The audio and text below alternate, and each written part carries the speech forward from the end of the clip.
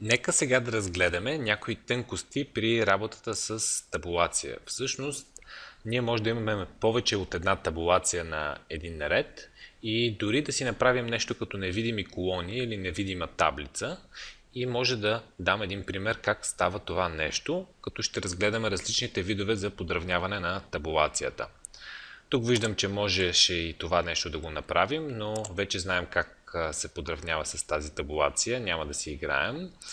Аз ще скролна или ще отида най-отдолу. Естествено, може да предпочитате да правите да разглеждате страницата чрез скрола, който е в дясно, или чрез колелцето на мишката, което нагоре-надолу се върти. Ще натисна Ctrl-Enter, което всъщност прави Insert Page Break и слага една нова страница, за да започне на нова страница. Това отново може да видите чрез този бутон тук, че сме сложили тази страница.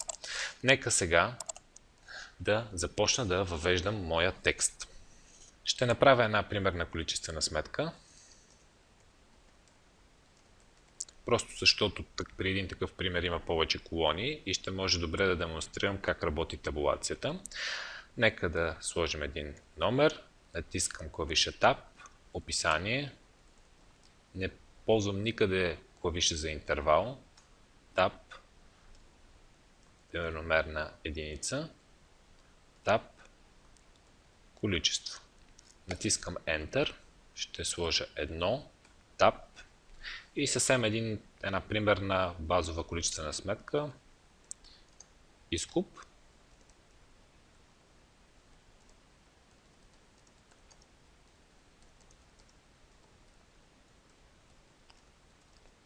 След което, като свърша моето описание, ще натисна Tab, мерна единица метра кубични, количество примерно 21,3 кубика. Втори ред, натиснах Enter, за да премина на следващия ред, 2, Tab,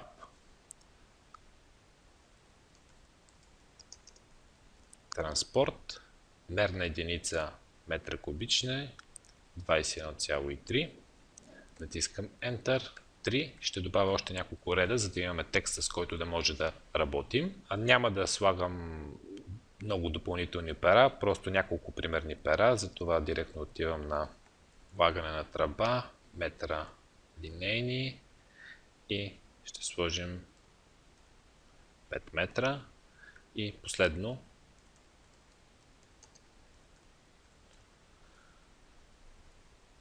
обратен насип, Tab, метра кубични, Tab и слагаме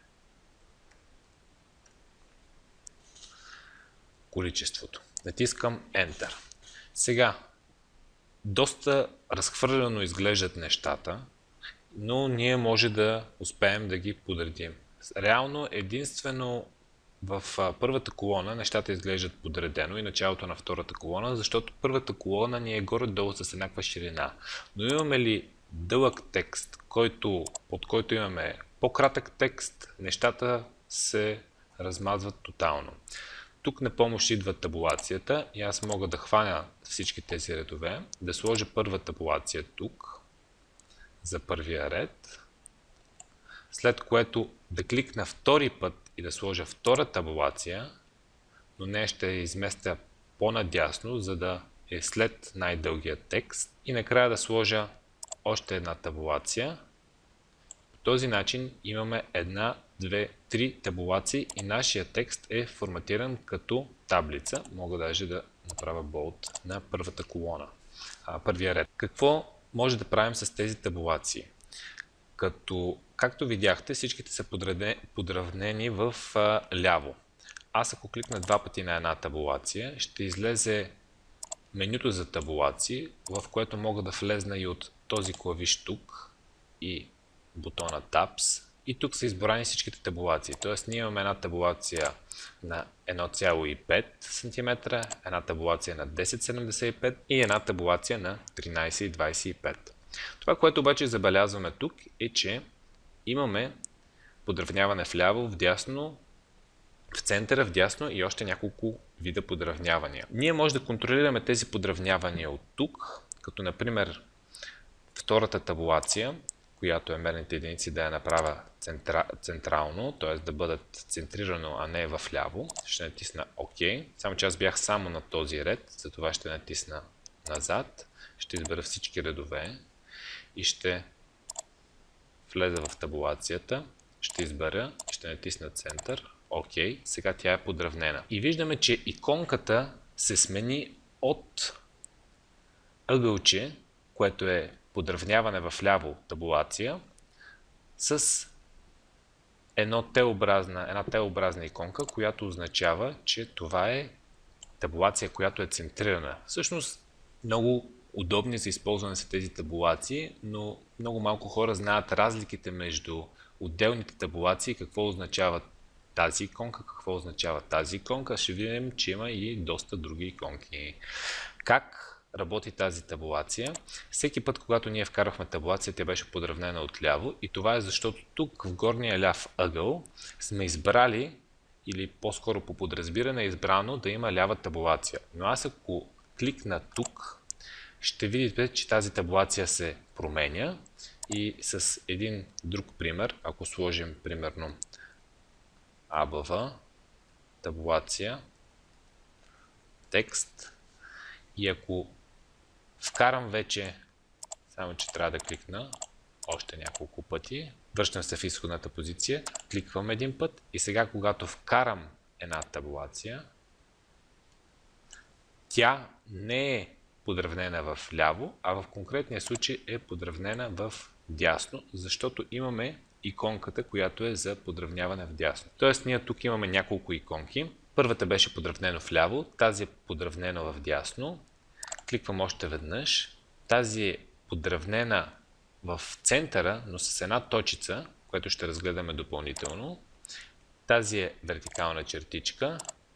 И тук имаме дори работа с тези отстъпи, за които говорихме.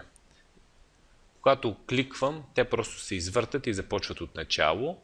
Табулация вляво, табулация центрирана. И сега ще добавя един допълнителен текст 2. И за него ще кликна тук. Тя ще бъде вече центрирана. И ако кликна още веднъж, ще бъде табулация вляво. Всичките тези табулации, ако кликнем на която и да е от табулациите два пъти, с левия бутон на мишката, може да ги видим тук. Ляво, центрирано, дясно, с десетична запетая и бар. Нека да натисна OK. Това, което може да направим е да изберем нашите текстове и ако искаме да изпробваме различните видове табулации, може да кликна тук и да подравня текста в дясно. Само че избрана в случая е 1,5 см табулация, т.е. първата табулация. Първата табулация аз искам да е лява. Тази, която е втората, ще бъде центрирана и тази, която е третата, нея ще направя дясна. Натискам OK и виждаме, че тук са подравнени. Подравнени са числата в дясно, което при количества е по-удобно. Мога да разделя така.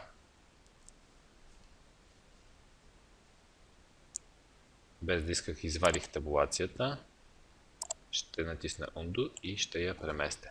Една табулация може да се трие, когато я хванем и просто я придърпаме извън рулера и тя се изтрива. Аз направих без да искам това, но е важно да го кажем, че може по този начин да трием табулации. Но какво се случва, ако имаме текст, който е с различни десетични запетаи, примерно 21 и тук е съвсем така за примера ще сложим с два знака, а тук само с един знак. Пак е подравнено вляво, но ако желаем и това е нашето желание за външен вид, може да подравним с децимал, т.е. тук, само че отново ще се върна, защото трябваше да избера последната табулация. Ще натиснем на децимал, ще натисна OK и виждаме, че сега всъщност реално сме подравнили по десетичната запетая.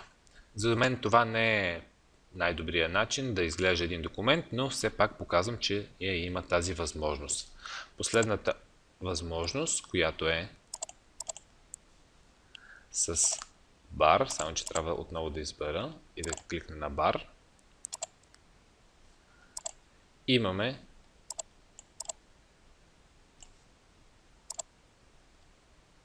една вертикална линия, с която може да